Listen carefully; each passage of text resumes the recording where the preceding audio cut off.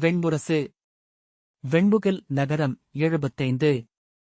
பகுதி 15. யானை அடி 6.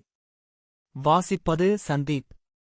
நோயில் படுத்திருந்த போது இருந்த உளநிலைகளும் எழுந்தமரும்போது உருவாகும் உளநிலைகளும் முற்றிலும் வேறானவை என்று துரியோதனன் அறிந்து கொண்ட நாட்கள் அவை. படுக்கையில் எழுந்து அமர்ந்திருக்கத் தொடங்கியபின் அயலவர் எவரையும் சந்திக்க அவன் விழையவில்லை. ஆனால் படுத்திருக்கையில் ஒவ்வொரு நாளும் அவனைப் பார்க்க எவரெல்லாம் வருவார்கள் என்பதையே எண்ணிக்கொண்டிருந்தான். படுத்திருக்கையில் எழுந்து நிற்கும் உலகிலிருந்து முற்றிலும் வெளியேற்றப்பட்டவனாக, உதிர்க்கப்பட்டவனாக உணர்ந்தான். மரங்கள், மனிதர்கள், மலைகள், கட்டடங்கள் என அனைத்துமே எழுந்து நின்று கொண்டிருந்தன. எழுந்து நிற்பவையே வாழ்கின்றன. அவன் அவற்றை கீழிருந்து கையறு நிலையில் நோக்கிக் கொண்டிருந்தான். அந்த எண்ணம் முதலில் பெரும் கழிவிறக்கத்தை அளித்தது. நெஞ்சு நெகிழ்ந்து உருகி விழிநீராக வழியத் தொடங்கியபின் அதுவே ஒரு விடுதலையை உருவாக்கியது. நின்றிருக்கும் உலகின் வஞ்சங்கள், விழைவுகள், திட்டங்கள் அனைத்தையும் பிறிதொருவனாக நின்று நோக்க முடிந்தது. அவற்றின் பொருளின்மையும் வெறுமையும் ஒவ்வொரு கோணத்திலும் தெரிந்தது. படுத்திருப்பவன் ஒரு குழந்தை என அவன் பானுமதியுடன் சொன்னான். அவன் பிறரால் ஊட்டப்பட்டு நீராட்டப்பட்டு கொஞ்சப்பட்டு வாழ வேண்டியவன். பிறரது கைகளால் கையாளப்படுபவன். பிறர் கைகள் தொடுவதென்பதே மனிதனை மெல்லியலாளன் ஆக்கிவிடுகிறது. அவனுள் உறைந்திருந்த அனைத்தையும் கரைந்தோடச் செய்து நீர்வடிவனாக ஆக்கிவிடுகிறது. ஒவ்வொரு நாளும் அவனை முதலில் தொடும் இளைய மருத்துவனின் மென்மையான கைகளுக்காக விழிப்பு வந்ததுமே அவன் காத்திருந்தான். அந்த இளைஞன் தன்னை மென்மையாக தூக்கி புரட்டி ஆடைகளை மாற்றத் தொடங்கும்போது உள்ளம் இளகி இனிய இளவயது நினைவுகள் எழுவதை அவன் சில நாட்களுக்குள்ளாகவே கண்டு கொண்டான். அவனுடைய தொடுகை இளமையின் தொடுகையாக ஆகியது. வலியோ துயரோ எழும்போது ஏதாவது ஒன்றின் பொருட்டு அவனை அழைத்து தன்னை தொட வைத்தான். அங்குள்ள ஒவ்வொருவரும் தன்னை தொட வேண்டுமென விழைந்தான். மனிதர் தொடும்போது உண்மையிலேயே வலி குறைந்தது. எனவே ஒரு கட்டத்தில் எப்போதும் எவரேனும் தன்னை தொட்டுக் கொண்டிருக்க வேண்டுமென விழைந்தான். தனிமையில் கணநேரம் கூட இருக்க முடியாதவனானான். அங்கிருந்த அத்தனை பேரையும் அவன் தனிப்பட்ட முறையில் அறிந்து கொண்டான். கைகளால் ஆன உயிர்கள். மனிதர்களின் கைகளைப் போல அவர்களின் உள்ளத்தை, உணர்ச்சிகளை வெளிப்படுத்துபவை வேறில்லை. அவன் அதற்கு முன் கைகளை நோக்கியதே இல்லை. கைகள் பேசிக்கொண்டே இருக்கின்றன. தவிக்கின்றன, உரைக்கின்றன, பதைக்கின்றன, கண்டுகொள்கின்றன. மீண்டும் மீண்டும் கைகள் உடலை தொட்டுக்கொண்டே இருக்கின்றன. ஏன் மனிதர்களின் கைகள் அவர்களின் உடலையே மீண்டும் மீண்டும் தொடுகின்றன? கைகள் தாங்கள் பிற ஏதோ இருப்பு என்பது போல அவ்வுடலை தொட்டுத் தொட்டு கண்டடைகின்றன, உறுதிப்படுத்திக் கொள்கின்றன. பிறரிடம் பேசும்போது மனிதர்களின் கைகள் விழைவு கொண்ட நாகங்கள் போல எதிர்த்தரப்பை நோக்கி நீள்வதை நோக்கிக் கொண்டிருந்தான். இருவர் கைகளும் பிணைந்து கொண்டால் அவர்கள் ஒன்றாகிவிடுவார்கள். அவர்கள் பேசிக்கொள்ளும் அத்தனை சொற்களும் பொருளற்றவையாகிவிடும். ஆனால் மனிதர்கள் கைகள் மேல் முழு சித்தத்தாலும் கட்டுப்பாடு கொண்டிருக்கிறார்கள். கைகளை அவர்கள் நீளவே விடுவதில்லை. படுத்திருக்கையில் பார்க்கும் உலகம் மனிதர்களின் கைகள் அசையும் உயரத்தில் அமைந்திருந்தமையால் கைகள் பறக்கும் ஒரு காற்று வழியை அவன் எப்போதும் தலை திருப்பி நோக்கிக் கொண்டிருந்தான். அவன் நன்கறிந்த கைகள் அனைத்தும். அவன் கனவில் அக்கைகளின் மெல்லிய தொடுகைகள் வந்தன. வியர்வையின் ஈரம் கொண்ட அச்சுதனின் கை, குட்டையான விரல்கள் கொண்ட ஜலதனின் கை, உள்ளங்கை காய்ப்பு தட்டிய கரமனின் கை, அல்லித்தண்டு போல எப்போதும் குளிர்ந்திருக்கும் பானுமதியின் கை. படுத்திருக்கையில் இருந்த உலகம் அனைத்து பகுதிகளிலும் கனிந்திருந்தது. கனிந்த மொழிகள், கனிந்த விழிகள். அது தொழில் உளநிலை அல்ல, இரக்கம் அல்ல, மானுடர் அனைவரும் ஐயமின்றி புரிந்து கொள்ளும் ஒன்று வலிதான். வலிக்கு மட்டுமே அனைத்து மானுடரும் ஒரே எதிர்வினை காட்டுகிறார்கள். அவன் சில நாட்கள் இரவில் வலியுடன் விழித்துக் கொள்வான். பகலில் வலி சிதறி அந்தக் கூடம் முழுக்க பரவிச் சென்றுவிடும். இரவில் இருள் வலியை எதிரொலித்து அவன் மீதே பொழியும். வலி எப்போதும் துயிலில் ஒரு பொருள் கொண்டிருப்பதை அவன் அறிந்தான். ஒரு நிகழ்வின் உச்சியாகவே வலியை அறிந்தான். துரத்தி வந்த களிறு அதன் கொம்பை அவன் நெஞ்சுக்குள் பாய்ச்சியது. அவன் கீழே விழுந்த இடத்திலிருந்த மரக்கிளை அவன் அடிவயிற்றுக்குள் குத்திச் சென்றது. அவன் மல்லாந்து விழ அவன் மேல் ஒரு பாறை உருண்டு விழுந்தது. பேரொரு கொண்ட கதாயுதம் ஒன்று அவன் தோளை அறைந்து உடைத்தது. உடலின் வெவ்வேறு பகுதிகளில் வலியை உணர்ந்து விழித்துக் கொள்கையில் அவன் உடல் நடுநடுங்கிக் கொண்டிருக்கும். வலி குளிராக நடுக்கமாக அச்சமாக மாறி தெரியும். சில கணங்களுக்குள் வலி அனைத்து பொருள்களையும் இழந்து வெறும் அதிர்வாக மாறிவிடும். போதும் போதும் என்பதை அன்றி எந்தப் பொருளையும் வலிக்கு மேல் ஏற்ற முடியாது. கல்வியை எண்ணக்குவையை நினைவுகளை உணர்வுகளை அனைத்தையும் அழைத்துதான் மட்டுமாக நின்றிருக்க வலியால் முடியும். ஆண்மையை தருக்கை இல்லாமலாக்கி புழுவென நெளிய வைக்கும் வல்லமை கொண்ட கொடுந்தெய்வம் அது. கைகளை படுக்கையில் அறைந்து அவர்களை அழைப்பான். அவர்களில் எவரேனும் வந்து அருகே நின்றதும் வயிற்றை அழுத்தச் சொல்வான். அவர்களின் கைப்படும்போது சூழ்ந்து வந்த ஏதோ ஒன்று விலகிச் சென்றிருக்கும். ஆனால் உள்புண் சற்று ஆறி எழுந்தமர்ந்ததுமே அனைத்தும் மாறிவிட்டன. மருத்துவர் அவன் எழுந்தமர வேண்டுமென வற்புறுத்தினார். அவன் அதை அஞ்சினான். எழுந்தமர்வதையே அவன் உடல் மறந்துவிட்டிருந்தது. எழுந்து அமர முயன்றபோது தசைகள் தொடர்பின்றி அசைந்து உடல் ததும்பியது. நுரையீரல் என்பது தொங்க வேண்டிய உறுப்பு இளவரசே. படுத்திருந்தீர்கள் என்றால் அது தரை தொட்ட பலாப்பழம் போல ஆகிவிடும் என்றார் மருத்துவர். அவரே அவனை தூக்கி படுக்கையில் அமரச் செய்தார். அவன் எழுந்தமர்ந்ததும் மூச்சுத் திணறி படிக்கிறேன் படிக்கிறேன் என்றான். இல்லை, அது ஒரு உளமயக்கே. சற்று நேரம் என்றார் அவர். இல்லை, முடியவில்லை என்று அவன் கையசைத்தான். எனக்குத் தெரியும். நானே சொல்கிறேன் என மருத்துவர் கடும் சொல் சொன்னதும் கையொன்றி உடல் வளைத்து அமர்ந்து கொண்டான். நுரையீரலின் எடை பூசணிக்கொடி கூரையில் படர்ந்தது போல. அவன் மூச்சிரைத்தான். விலா எலும்புகள் அதிர்ந்து வலியில் நெற்றி நரம்புகள் இழுபட்டன. பின்னர் மெல்ல உடலெங்கும் குருதி வழிந்து கீழே சென்றது. தலை சுழல்கிறது. பல நாட்களாக படுத்தே இருக்கிறீர்கள் அல்லவா என்றார் மருத்துவர். பழக வேண்டும். இனிமேல் முடிந்த போதெல்லாம் அமருங்கள். உடனே படுத்துவிட்டான். படுத்ததும் வந்த ஆறுதலில் விழிமூடி திளைத்தான். எஞ்சிய வாழ்நாளெல்லாம் படுத்தே இருக்கப் போகிறேனா என்ன? ஆனால் நின்றிருக்கும் உலகம் எங்கோ இருந்தது. அதில் இனிமேல் சென்று இணைய முடியாதென்று தோன்றியது. மறுபடியும் மருத்துவரின் காலடிகள் மாலையில் அணுகி வந்தபோது எழவேண்டுமே என்றுதான் அஞ்சினான். அவர் மீண்டும் வற்புறுத்தினார். எழுந்து அமர்ந்திருக்கிறீர்கள். ஒன்றுமே ஆகவில்லை. நாடி தெளிவாக சொல்கிறது. எழுந்தமருங்கள். எழுந்து அமர்ந்ததும் தலை சுழலவில்லை. சுழல்கிறதா என நோக்கியபோது சுழல்வது போலிருந்தது. பின்னர் அப்படியல்ல என்று தெரிந்தது. எழுந்து அமர்ந்துவிட்டேன். அவ்வளவுதான், முடிந்துவிட்டது. அந்த எண்ணம் அளித்த ஏமாற்றத்தை அவனே வியப்புடன் நோக்கினான். மறுநாள் காலை அவனே எழுந்தமர விழைந்தான். கையை ஊன்றி உடலை தூக்கி மெல்ல மெல்ல பின்னால் நகர்ந்து தலையணை மேல் சாய்ந்து அமர்ந்து கொண்டான்.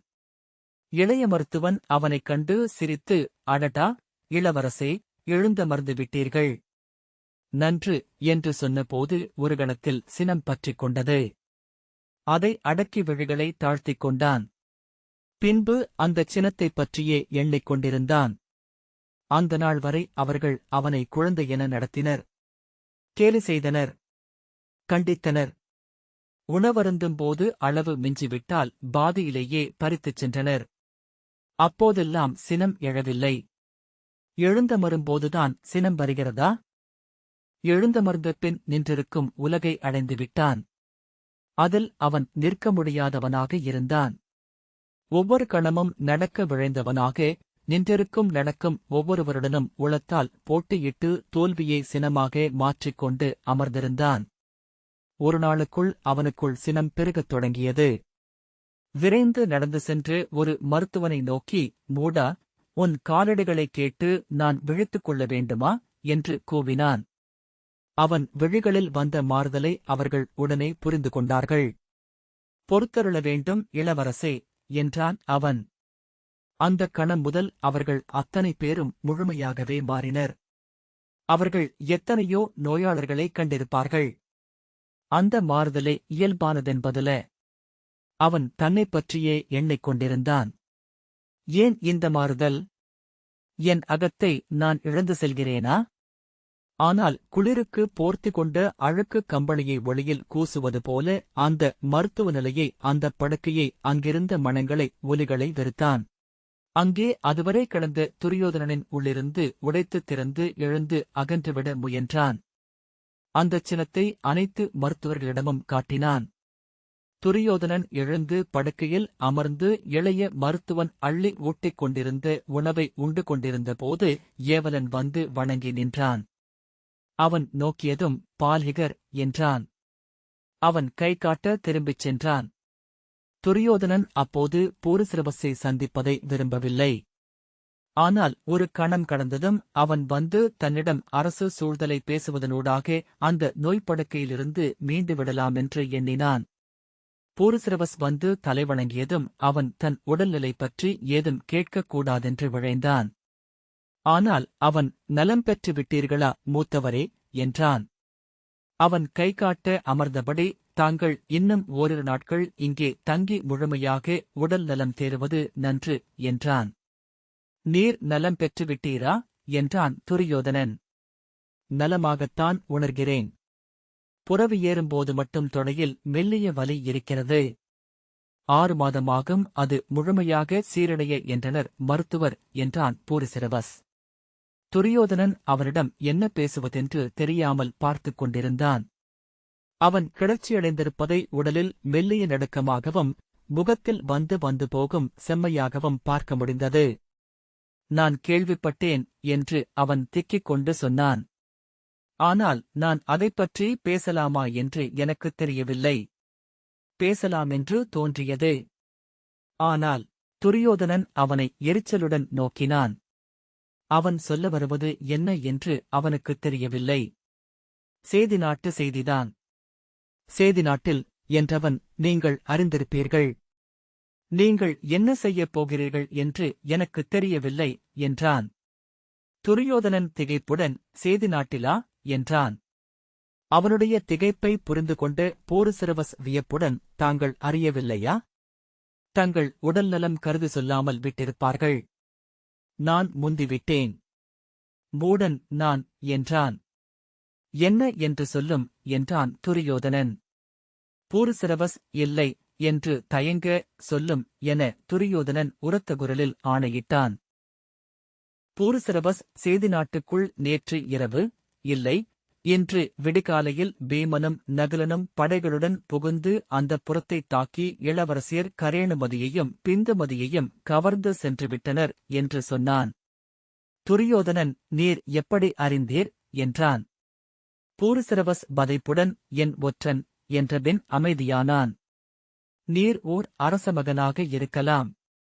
ஆனால் என் நாட்டில் நீர் தனியாக உளவறிவதை நான் ஏற்க முடியாது என்றான் துரியோதனன்.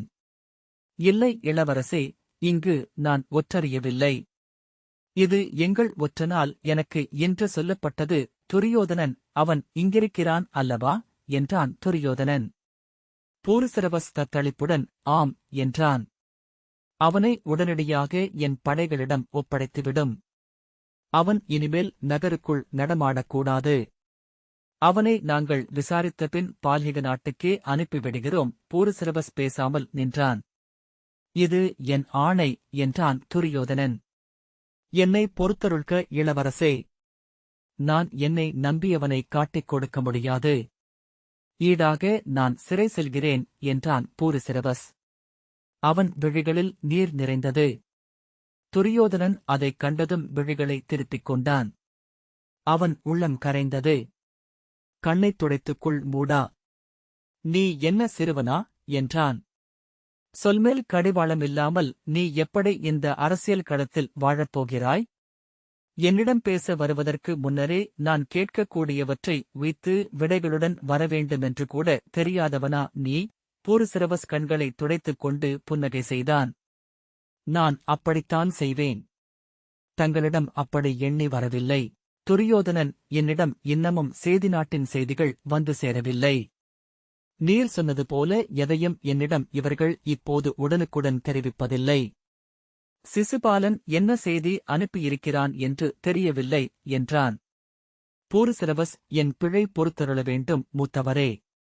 நான் எதையும் எண்ணாமல் மூடத்தனமாக வந்து பேசிவிட்டேன் என்றான். துரியோதனன் அவனை கூர்ந்து நோக்கி, அப்படி பேசுவதாக இருந்தால் உமக்கு அதற்குரிய நோக்கங்கள் உண்டு என்று பொருள் என்றான். பூருசிரவஸ் பதறி, இல்லை, எந்த நோக்கமும் இல்லை என்றான். நோக்கமில்லாமல் ஒரு செயலைச் செய்யும் அளவுக்கு முதிர்ச்சியற்ற சிறுவனானீர்? பூருசிரவஸ், மூத்தவரே, எனக்கு எப்படி பேசுவதென்றே தெரியவில்லை. உங்கள் முன் என் சொல்வன்மைகள் அழுகின்றன. நான் தனித்தவன், அறியாதவன் என்றான். பின்னர், நோக்கம் இல்லை. ஆனால் என்றான். துரியோதனன் சிரித்துக் கொண்டு அவன் தோளில் தட்டி, நோக்கம் என்ன என்று எனக்குத் தெரிகிறது. நீர் அன்று சொன்னதுதானே அது? நீர் விழையும் மணப்பெண் என்றான். அப்போது ஏவலன் வந்து அப்பால் நின்றான். யார் என்றான் துரியோதனன். அங்கநாட்டரசரும் இளையவர் துச்சலரும் வந்திருக்கிறார்கள். உடனே பார்க்க வேண்டும் என்கிறார்கள். துரியோதனன், உன் மணமகளைப் பற்றி கேட்டுக்கொள்கிறேன் இரு என்றபின் வரச்சொல் என்றான். பூருசிரவஸ் தவிப்புடன் அமர்ந்திருந்தான். கர்ணனும் துச்சலனும் வந்ததும் எழுந்து நின்றான். இளையோனே, நீரும் இரும். அவர்கள் சொல்ல வருவதைத்தான் நீரும் அறிந்திருக்கிறீரே என்றான். நான் சற்று முன்னர்தான் அறிந்தேன் என்றான் பூருசிரவஸ். ஆம், எங்கள் ஒற்றர்கள் உமது ஒற்றர்களை விட எவ்வகையிலும் திறன் மிக்கவர்களாகவே இருப்பார்கள் என்றான் துரியோதனன். கர்ணனும் துச்சலனும் அருகே வந்தனர். கர்ணன் அருகே வந்ததும் பூருசிரவஸை நோக்க, அவரும் இருக்கட்டும். அவர் நீ சொல்லப் போகும் செய்தியை என்னிடம் முன்னரே சொல்லிவிட்டார். நாம் எண்ணுவது போல பால்யகர்கள் எளியவர்கள் அல்ல, அவர்களுக்கும் உளவுப் படைகள் உள்ளன என்றான். கர்ணன் திரும்பி பூருசிரவஸை நோக்கி சிரித்து, உடல் நலம் தேறியிருக்கிறது. ஆனால் இங்குள்ள கோடையில் மிகவும் சிவந்துவிட்டார் என்றான். துச்சலன், மூத்தவரே, செய்தி இதுதான். சேதி நாட்டு இளவரசிகள் கரேணுமதியையும் பிந்துமதியையும் பீமனும் நகுலனும் கவர்ந்து பாஞ்சால நகருக்கு கொண்டு சென்று விட்டனர் என்றான். அது தமகோஷரின் எளிய சூழ்ச்சி என்று அறிவதற்கு அரசியலறிய வேண்டியதில்லை. சூக்திமதி நகரின் கன்னியர் மாடத்திற்குள் நுழைந்து இளவரசியரை கவர்ந்து தேரிலேற்றிக் கொண்டு சென்று சூக்திமதி பெருக்கில் இறங்கி படகிலேறி கங்கை வழியாக தப்பிச் சென்று விட்டனர். போர் நிகழ்ந்திருக்கிறது. 12 வீரர்கள் புண்பட்டிருக்கிறார்கள். எவரும் இறக்கவில்லை. துரியோதனன் அந்த வகையில் நல்லது. நாடகத்தில் எவரும் இறக்க முடியாது என்றான். சிசுபாலரின் செய்திக்காக காத்திருந்தேன். சிசுபாலர் மதுராவின் எல்லைக்கு அனுப்பப்பட்டிருந்தார். செய்தியறிந்ததும் அவர் சூக்திமதி நோக்கி படகில் கிளம்பிச் சென்று கொண்டிருக்கிறார். அவர் நமக்கு செய்தி ஏதாவது அனுப்புவார் என்று நான் எண்ணினேன். செய்தி ஏதும் இல்லை என்றதும் அவரை உளவறிய ஆணையிட்டேன். அவர் செய்தி அனுப்பியது ஜராசந்தருக்கு என்றான் கர்ணன். துரியோதனன் நிமிர்ந்து நோக்கினான். அவர் உள்ளம் செல்லும் வழி அதுதான் என்றான் கர்ணன். துரியோதனன் மீசையை நீவிவிட்டு விழிகளை சரித்தான். தெளிவாகவே நம் கையை விட்டு சேதிநாடு சென்று விட்டது மூத்தவரே என்றான் துச்சலன். அது மகதத்துடன் சேரும் என்றால் நமக்கு அவர்களை விட பெரிய எதிரிகள் பிறரில்லை. துரியோதனன், நம்மை இன்று எதிரிகளாக மகதம் எண்ணாது. தருமனும் நானும் போரிடும் தருணத்திற்காக காத்திருக்கும் என்றான். இல்லை இளவரசே, மகதம் அப்படி நினைக்கலாம். ஆனால் நம்மை நன்கறிந்தவர் சிசுபாலர். அவர் அவர்களுக்கு வழிகளை சொல்லிக் கொடுக்க முடியும். இன்று நாம் படைபலமற்றவர்கள். துணைகள் இன்னமும் உருவாகவில்லை. இருகுருதி வழிகளாக பிரிந்துமிருக்கிறோம். நீங்கள் முடிசூடியதுமே ஜராசந்தரின் படைகள் அஸ்தினபுரி மேல் திரண்டு வருமென்றால் அதில் வியப்பதற்கேதுமில்லை. துரியோதனன் விழுதூக்கி கர்ணனை நோக்கி மீசையை நீவிக் கொண்டிருந்தான். ஆகவேதான் நானும் அங்கரும் வரும் வழியிலேயே ஓர் எண்ணத்தை சென்றடைந்தோம். நமக்கு வேறு வழியில்லை. நமக்கு இன்று தேவை நம்முடன் இறுதிவரை ஒன்றாக நின்றிருக்கும் ஒரு பெரிய நாடு. ஒரு பெருவீரன் என்று துச்சலன் சொன்னான். நம் இளவரசியை சிந்து நாட்டரசர் ஜெயத்ரதருக்கு அளித்தாலென்ன? துரியோதனன் அதற்கு பானு என்று சொல்ல கர்ணன், அரசியலில் இது என்ன பேச்சு? நான் அவளிடம் சொல்லிக் கொள்கிறேன். துச்சளையிடமும் நானே சொல்கிறேன். சிசுபாலருக்கு அவளை கொடுப்பதில் எனக்கும் உடன்பாடில்லை.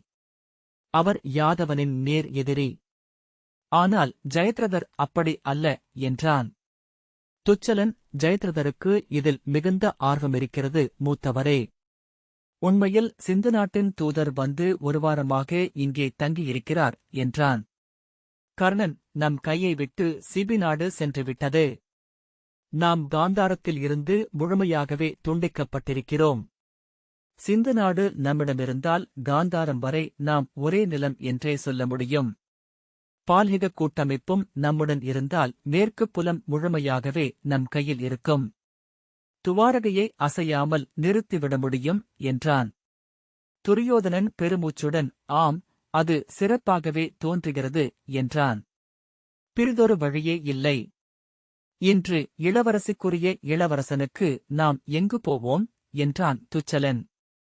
துரியோதனன் மீசையை நீவியபடி எண்ணத்திலிருந்து விடுபட்டு பூரிசிரவசிடம், பால்ஹிகரே, நீர் எண்ணுவதென்ன என்றான். பூரிசிரவஸ், ஆம், அதுவும் ஒரு நல்ல வழிதான் என்றான். துரியோதனன் சிரித்தபடி, இவர் சேதிநாட்டு கரேணமதியையோ பிந்தமதியையோ உள்ளத்தில் கண்டிருக்கிறார். அவர்களை நகுலனும் பீமனும் கவர்ந்து சென்று விட்டனர் என்றறிந்ததும் பதறியடித்து என்னிடம் ஓடி வந்தார். நிற்க முடியவில்லை. நாவில் சொல்லெழவில்லை.